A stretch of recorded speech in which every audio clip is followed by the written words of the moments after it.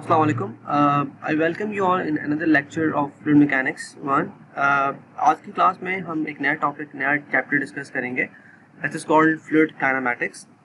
As the name suggests, kinematics basically it's a branch of the mechanics जिसके अंदर हम ये डिस्कस करते हैं कि कोई भी मोशन जो है वो उसकी ज्योमेट्री क्या है या उसकी हमें इससे फ़र्क नहीं पड़ता कि उस पर वो जो मोशन है वो हो कैसे रहा है. मतलब कि जो एजेंट्स हैं that are causing the motion which are forces and moments, हम उनके बगैर इस मोशन को डिस्कस करते हैं.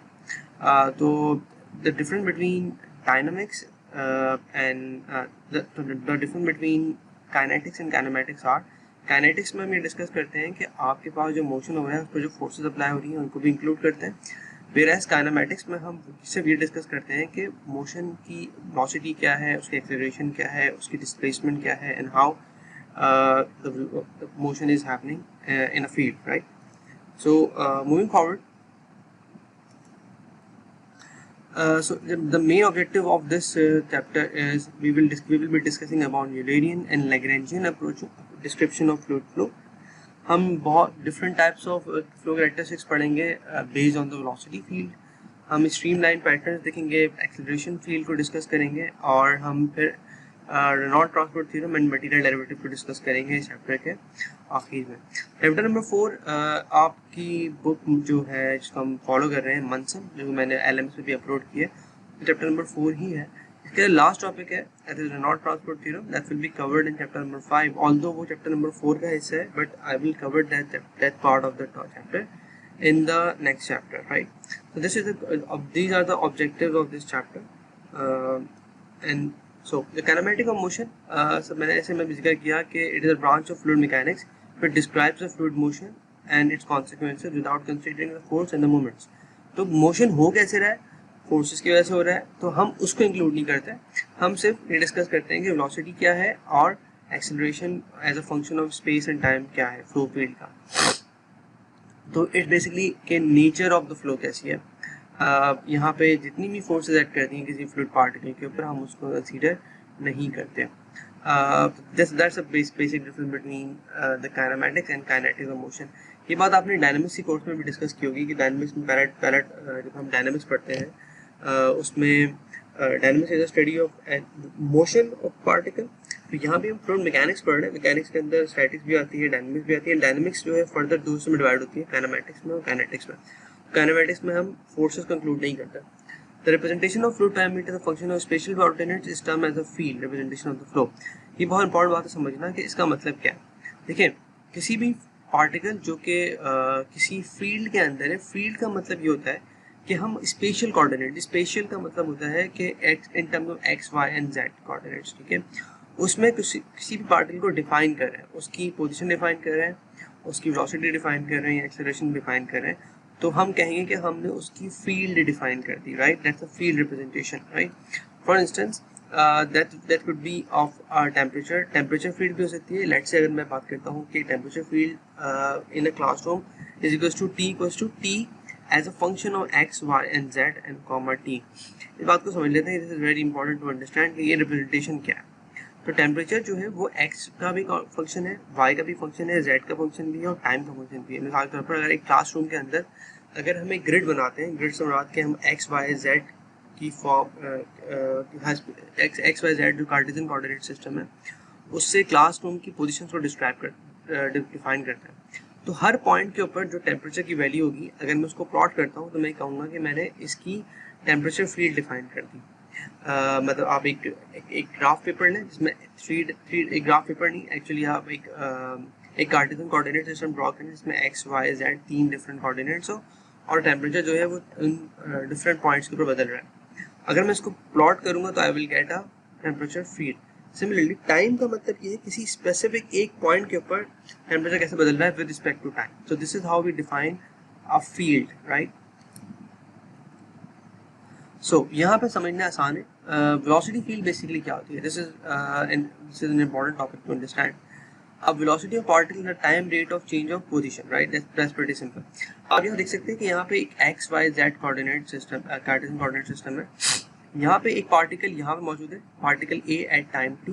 इसको हम डिफाइन कर रहे हैं, इसकी पोजीशन को हम डिफाइन कर रहे हैं with respect to a position vector which is R a t, right? Ra is representing the position vector of particle A and t is the time, right?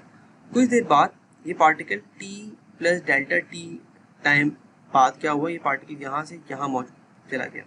अगर हम इस RAT को अब RAT जो है वो बदल गया कितना, RT प्लस डेल्टा t, इसकी नई पोजीशन आ चुकी है। तो इस कोऑर्डिनेट्स को अगर हम डिफाइन करें with respect to x, y and z, that will be एक लाइन, ये z लाइन है, this is x line and this is y line, right? तो I can simply pinpoint the coordinates here x, y, z and right x, y, z, so which means कि अगर particle यहाँ से यहाँ पर आ रहा है तो अब इसके कोऑर्डिनेट्स कुछ और हैं। अब यहाँ पे नया x है, नया y है, नया z है, which means कि वेलोसिटी जब इस पॉइंट से इस पॉइंट में पहुँच रही है तो वो अपनी वेलोसिटी, जब पार्टिकल इस पॉइंट से इस पॉइंट में पहुँच रहा है तो अपनी वेलोसिटी को चेंज कर रहा है। सो यहाँ पे अगर हम इस पार्टिकल की तमाम वेलोसिटीज को प्लॉट कर लें हर पॉइंट के ऊपर कि यहाँ पे कुछ है, यहाँ पे कुछ है, यहाँ पे कुछ है, along the path, तो what I will get a velocity field, right? Vector form में हम कैसे लिख सकते हैं कि v equals to ui, vj and wk। u जो है x कंपोनेंट है, v जो है y कंपोनेंट है एंड w जो है z कंपोनेंट है वेलोसिटीज का, राइट? तो इस पॉइंट पर जो वेलोसिटी होगी उसके आपके पास वो इस लाइन के टेंजेंट होगी, और उसका वेक्टर जो है v बन रहा है तो उसके कोऑर्डिनेट्स होंगे x के along u, y के along v and x के along w, right? And similarly I, j, k are representing the unit vectors along x, y and z component। तो आप ये देख सकते हैं कि जब हम वेलोसिटी को प्लॉट करते हैं एज अ ui जो है वो भी x, y, z का कंपोनेंट है और t का कंपोनेंट। टाइम का मतलब ये है कि जो अगर मैं इस पॉइंट से इस पॉइंट मूव कर रहा हूँ बेसिकली वेलोसिटी चेंज हो रही है पॉइंट a से इस पॉइंट से लेके पॉइंट नंबर 2 तक, राइट? तो अगर पोजीशन के साथ वेलोसिटी चेंज हो रही है that is covered by the first three terms x, y and z। But अगर मैं इसी फिक्स पॉइंट के ऊपर ही विद रिस्पेक्ट टू टाइम देखता हूँ कि वेलोसिटी चेंज हो रही है तो मैं कहूँगा कि वेलोसिटी जो है वो t का फंक्शन भी है, टाइम का फंक्शन भी है। ये चीज़ हम मटीरियल डेरिवेटिव पर डिस्कस करेंगे इंशाल्लाह, जो मैं यहाँ बात करना चाह रहा हूँ। सो दिस इज रियली इंपॉर्टेंट कि अगर इस पॉइंट के ऊपर मैं एक वेक्टर ड्रॉ करता हूँ जो कि v रिप्रेजेंट कर रहा है, यहाँ से यहाँ पे शो हो रहा है, उस v के भी तीन कॉम्पोनेंट्स होंगे u, v एंड w, और हर कंपोनेंट जो है वो किसका फंक्शन है, x, y, z और t का फंक्शन है, right? Because as you move along the path आपका u बदल रहा है, आपकी v बदल रही, v बदल रही, स्मॉल v बदल रहा है और आपका w बदल रहा है। तो अगर मैं इसको प्लॉट करता हूँ तो मेरे पास क्या आ रही है, मेरे पास वेलोसिटी फील्ड आ रही है, राइट? आई होप ये चीज़ क्लियर हो गई होगी। अगर आपको क्लियर नहीं है तो please ask me in the live session इंशाल्लाह। Moving forward, this is the representation of a velocity field. यहाँ पे आपके पास एक नोजल है जिसके अंदर आपके पास it's not a nozzle actually. This is representing these vectors, right? These vectors are representing the velocity vectors। आप ये देख सकते हैं कि velocity vector जो है वो इस पूरी फिगर में डिफरेंट है, मतलब कहीं ये छोटे हैं, कहीं ये बड़े हैं, कहीं ये एक नीचे डिप आ रहा है। which means जब डिप आ रहा है तो मतलब कि ये इनका x ये अब 2D है, यहाँ स्ट्रेट लाइन है, they are in one dimensional flow, कहीं पे ये जीरो भी आ रही है। तो हो क्या रहा है कि आप इसको x y में इट्स अ नॉर्मलाइज एक्सिस, आप क्या कर रहे हैं, वेलोसिटी को प्लॉट कर रहे हैं in terms of x and y coordinate system, right? जहाँ पे ब्लू है that is representing the higher values, जहाँ पे दूसरे कलर्स हैं that representing the lower values. In short यहाँ पे आप इस फील्ड के अंदर, इस ग्राफ के अंदर तमाम vectors are representing a velocity, right? Now, this is another very important concept to understand while you are describing a flow: Eulerian approach and Lagrangian approach। हमारे पास दो डिफरेंट एनालिसिस करने के मेथड्स होते हैं किसी भी फ्लूइड फ्लो को analyse करने के। एक है यूलेरियन अप्रोच, एक होती है लैग्रेंजियन अप्रोच। यूलेरियन अप्रोच क्या कहती है, the coordinates are fixed and we observe the flow field characteristics as it passes by the fixed coordinates। हम किसी भी फ्लो के अंदर एक पॉइंट को फिक्स कर देते हैं।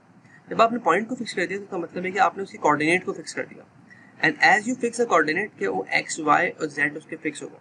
अब जो पार्टिकल भी उस पॉइंट से गुजरेगा आपने उससे डाटा निकाल लेना है, एंड अगर आप we obtain information about the flow in terms of what happens at a fix point, ठीक है?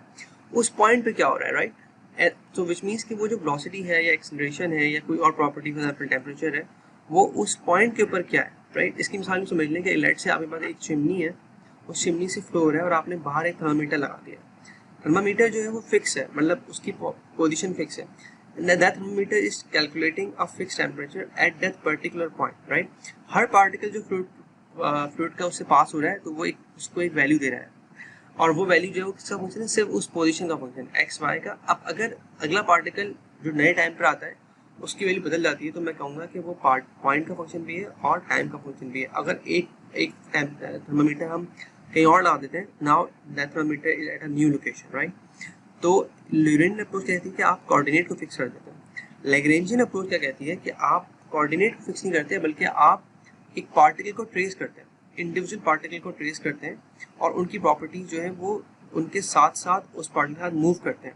जबकि यहाँ पे ऐसा नहीं है, यहाँ पे पार्टिकल को मूव के साथ मूव नहीं कर रहे बल्कि आप एक स्पेस में फिक्स है और पार्टिकल उससे पास हो रहा है, तो अगली दफ़ा नया पार्टिकल आ रहा है। कि यूरेनियन अप्रोच में क्या हो रहा है कि आप पार्टिकल के ऊपर खुद बैठे हुए हैं या उसके बाद डाटा जो निकाल रहे हैं वो पार्टिकल के ऊपर से निकाल डाटा, पार्टिकल जब मूव कर रहा है एक स्ट्रीम में फ्लो में, तो पार्टिकल का डाटा जो है वो रियल टाइम आ रहा है।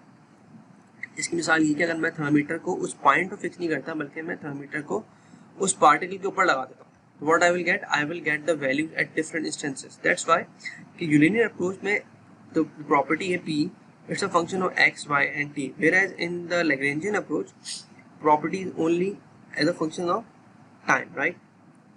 So this is the difference between Euclidean approach and Lagrangian approach. आपको clearly पता होना चाहिए because this is important.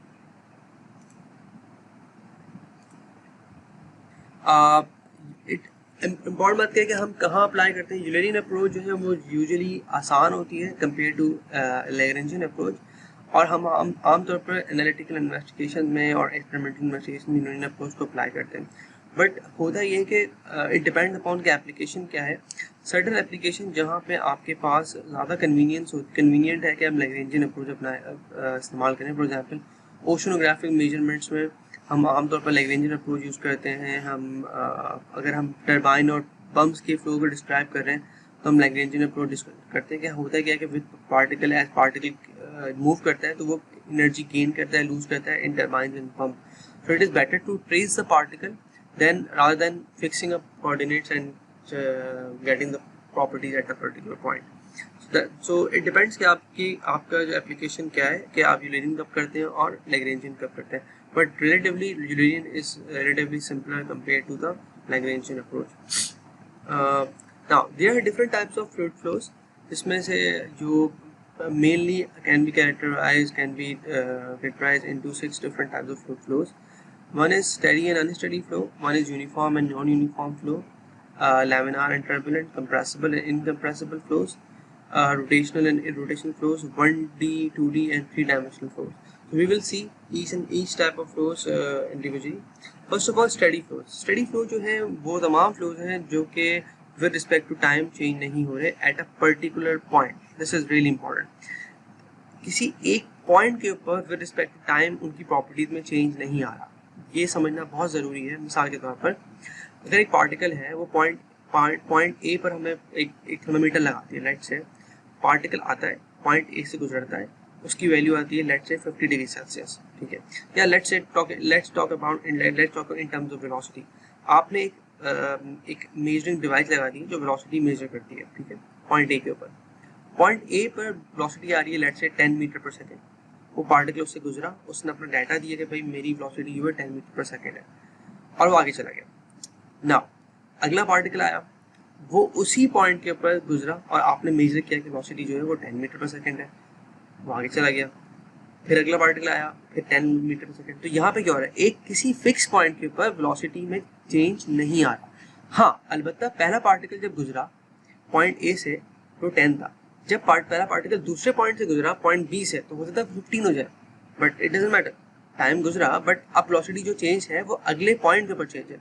But जब सेकेंड पार्टिकल आएगा तो अगर वो पहले पॉइंट ए पर 10 बता रहा है तो अगले पॉइंट पर 15 ही बताएगा, विच मीन्स कि हर पॉइंट के ऊपर with respect to time properties में चेंज नहीं आ रहा। This is the definition of steady flow. Unsteady flow क्या है कि आपके पास उस पर्टिकुलर पॉइंट के ऊपर नया पार्टिकल आपको नई वेलोसिटी दे दे। मतलब पॉइंट ए पर अगर पार्टिकल आ रहा है 10 मीटर पर सेकंड से, तो अगला पार्टिकल जो है वो 15 से आए, उसका अगला जो है 20 से आए, अगला 5 से आए, अगला 2 से आए, विच मीन्स कि eight a particular point, at any point velocity जो है या कोई भी प्रॉपर्टी चेंज हो रही है विद रिस्पेक्ट टू टाइम। जबकि स्टडी में एक पॉइंट के ऊपर वेलोसिटी चेंज नहीं हो रही रिस्पेक्ट टाइम, हाँ अलबत्ता दो डिफरेंट पॉइंट्स की वेलोसिटी चेंज है, that's not a problem, right? So this is the fundamental difference between steady flow and unsteady flow. Do not confuse it, because जब पार्टिकल पहले केस में स्टेडी फ्लो में A से B पे भी गया, तो it actually covered some distance, right? And the particle took some time, right? Even though के पार्टिकल ने टाइम गुजारा और नए पॉइंट पर नई वेलोसिटी है, बट डेफिनेशन है स्टेडी फ्लो की वो ये है कि आपके पास किसी एक पर्टिकुलर पॉइंट के ऊपर वेलोसिटी जो है वो फिक्स हो रही है, ठीक है जी। Now, uniform flow. Uniform flow is a type of flow in which the velocity and other parameters at any instant of time do not change with respect to time, space. हम किसी एक लम्हे में with respect to space तब्दीली नहीं आ रही time किसी भी प्रॉपर्टी में, ठीक है, या velocity में तब्दीली नहीं आ रही। Uniform flow field is used to describe a flow in which the magnitude and the direction of the velocity vector are constant. Magnitude भी same है और डायरेक्शन भी कांस्टेंट है, independent on all space coordinate through out the entire flow. मतलब अगर एक particular instant पे तमाम वैल्यूज सेम है, चाहे वो मैग्नीट्यूड की हो चाहे डायरेक्शन हो, वो सेम है। हाँ अलबत्ता अगले इंस्टेंट अगर वो चेंज हो रहा है तो वो पूरा का पूरा चेंज हो रहा है और वो सब बराबर है, ठीक है, एक जैसा है। नॉन यूनिफॉर्म फ्लो इसका एग्जैक्टली ऑपोजिट है कि आपके पास यूजुअली तमाम फ्लो जो है वो नॉन यूनिफॉर्म फ्लोज होते हैं, almost impossible to achieve uniform flow. Usually हम यूनिफॉर्म फ्लो जो है वो अज्यूम कर सकते हैं in certain conditions with a good accuracy. So the fundamental difference is magnitude जो है वो चेंज नहीं हो रहा, ना डायरेक्शन चेंज हो रही है with respect to positions, और पूरी फील्ड जो है वो फिक्स है, उसकी डायरेक्शन भी सेम है, उसकी मैग्नीट्यूड भी सेम है, right. laminar flow and turbulent flow, there's a very common characteristic, common difference to differentiate between the different types of flows. Laminar flow basically क्या है, जब फ्लो जो है फ्लूइड पार्टिकल ऐसे हों कि उनका एक वेल डिफाइंड पाथ हो, ठीक है, और या स्ट्रीम लाइन, तो मतलब एक ऐसी मतलब ऑर्डर्ड फ्लो हो रहा हो, एक पार्टिकल जो है वो लाइन में मूव कर रहा है एंड ऑर्डर फ्लो हो रहा है। टर्बुलेंट फ्लो जो है वो एक रैंडम chaotic फ्लो है जिसमें zigzag मोशन मूव, एक पार्टिकल मूव कर रहा है, it is randomly moving between layers and एक लेयर के दरमियान क्रॉस कर रहा है, तो एक random motion is called turbulent flow and laminar flow. there is a very famous number called Reynolds number, जो क्राइटेरिया है डिफाइन करने का कि रेनॉल्ड्स फ्लो जो है वो लैमिनार है टर्बुलेंट। इसको हम चैप्टर नंबर 7 में डिटेल में डिस्कस करेंगे रेनॉल्ड्स नंबर बेसिकली होता क्या है। देयर इज अ क्राइटेरिया कि अगर आपके पास पाइप फ्लो है, अगर जो है फ्लो पाइप में हो रहा है या क्लोज कोई कन्फाइंड एरिया है, पाइप है, डक्ट है, तो वहाँ पे आपके पास अगर रेनॉल्ड्स नंबर 2000 से कम है तो फ्लो को हम लैमिनार तस्वुर करते हैं। in open flows, open flows like say flat plate के ऊपर से फ्लो हो रहा है, तो जो वैल्यू टर्बुलेंट फ्लो वो है 2000 to 400, तो वो लैमिनार है। अगर इससे ऊपर है तो वो ट्रांजिशनल है, और greater than 4000 it's turbulent, right. So in sorry, this is 2000 to 4000 is basically for the pipe, right? And अगर जैसे 4000 तक बढ़ जाएगा तो वो फिर टर्बुलेंट बन जाएगा। तो हम इसको डिटेल में डिस्कस करेंगे कि लैमिनार और टर्बुलेंट फ्लो बेसिकली क्या होता है चैप्टर नंबर 7 में, और रेनॉल्ड्स नंबर की इंपॉर्टेंस क्या है एंड हाउ इट डिफाइंस और कैरेक्टराइजेस a flow. Moving forward, incompressible flow. Another different between different flows is incompressible flows. Incompressible flows basically वो flows होते हैं जिसमें हमारी डेंसिटी कांस्टेंट होती है, राइट। यूजुअली हमारी assumption होती है कि Mach number which is a ratio of the velocity of the fluid divided by the velocity of the sound. अगर आपके पास ये वैल्यू 0.3 से कम है तो हम अज्यूम कर लेते हैं कि फ्लो जो है वो इनकम्प्रेसिबल है, कि वेलोसिटी जो फ्लो है उसकी डेंसिटी में तब्दीली नहीं आ रही है, जब फ्लूइड की डेंसिटी तब्दील नहीं हो रही, तो जब फ्लूइड की डेंसिटी तब्दील नहीं हो रही तो हम उसको इनकम्प्रेसिबल तस्वीर कर लेते हैं। कंप्रेसिबल फ्लोज वो है जिसमें डेंसिटी जो है वो कांस्टेंट नहीं होती। सो हम क्लासिफाई कर सकते हैं कि अगर आपके पास Mach number which is represented by capital M is less than 0.3, तो ये लो स्पीड फ्लोज हैं, एंड लो स्पीड फ्लोज अमूमन इनकम्प्रेसिबल होते हैं। अगर वो लेस देन यूनिटी है, मतलब 1 है, और बट 0.3 से ज़्यादा है तो हम उसको सबसोनिक कहते हैं, but still there are some effects of density here.